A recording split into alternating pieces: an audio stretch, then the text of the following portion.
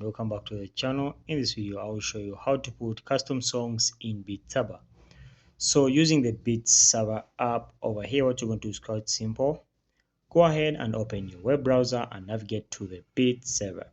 Now in the search bar, search for your song that you want to add using the keyboard, and then filter out the results depending on the rating, the difficulty, and also the curated recommendations. Now go ahead and download the song file in the zip format on your computer. Then after that, go ahead and sync the songs within the BMF. Once you've done syncing them, open up the BMF on your Quest and navigate to the Sync Saber tab over there. Now go ahead and link your Saber account with the BMBF and then import the downloaded song in your BMBF.